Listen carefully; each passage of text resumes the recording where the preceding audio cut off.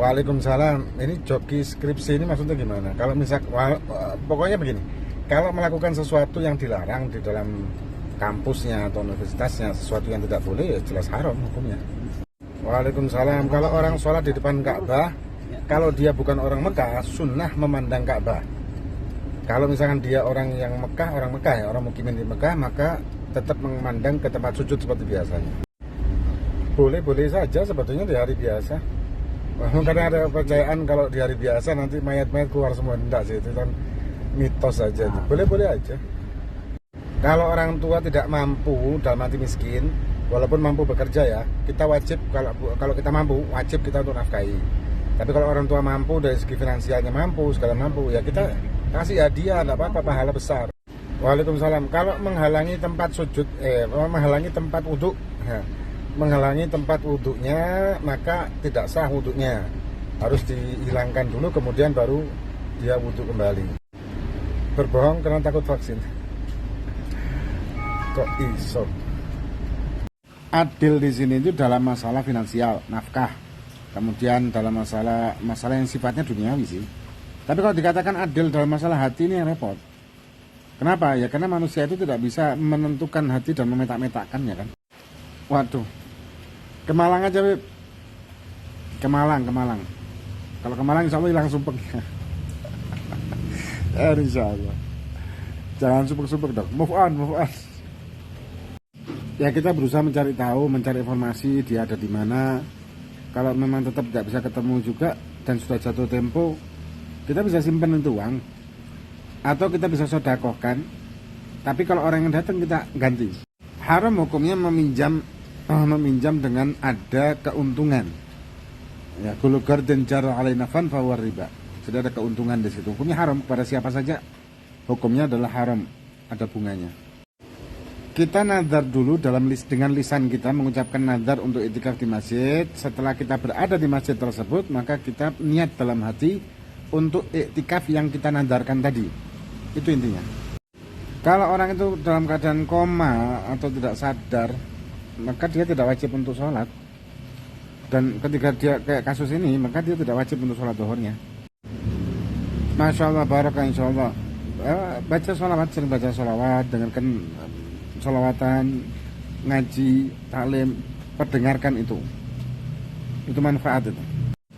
Ya bisa dengan cara lain, misalkan dengan banyak hal kita bisa berkhidmah kepada guru kita ketika kita tidak mampu untuk datang ke situ. Banyak cara. Waalaikumsalam. Enggak seperti itu. Ketika seseorang itu tobat, maka diampuni oleh Allah SWT selama dia tobat beneran. Dan itu semuanya sudah hilang. Tidak perlu pakai ditajam. Jangan pernah sakit hati kepada orang tua kita.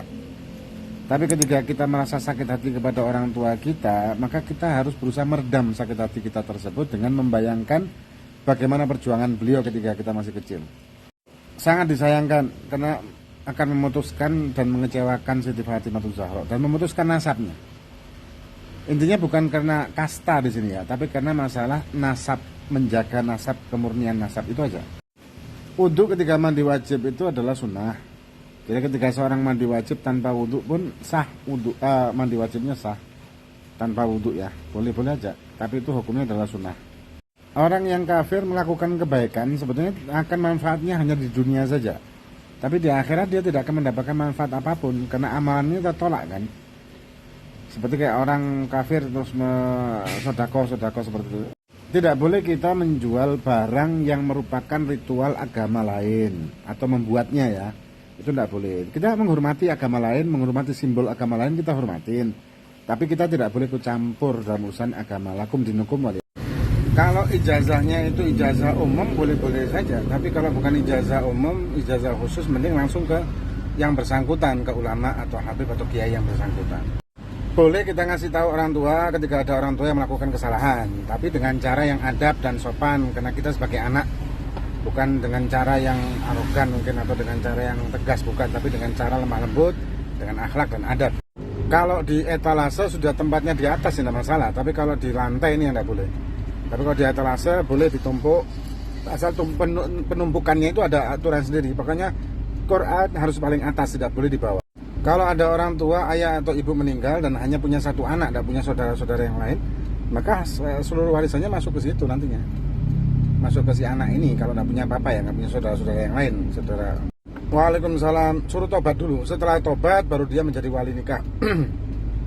Sama dengan saksi nikah juga begitu, tobat dulu. Makanya biasanya kalau di khutbah nikah kan ada ajakan untuk tobat. Tobat kemudian baru menjadi wali atau saksi. Maksudnya diberikan hadiah kepada guru ngaji. Boleh memberi hadiah, malah dianjurkan kita memberi hadiah ke guru-guru ngaji kita. Bahkan pahalanya itu lebih besar pahalanya ketika kita memberi guru-guru ngaji kita hadiah. Pahalanya lebih besar. Kalau yakin kejatuhan najis kemudian ada perubahan salah satu di antara tiga ini, baik warna, bau, dan rasa, maka air tersebut menjadi air yang tidak mensucikan lagi atau air yang mutanajis ya, kalau tercampur dengan najis.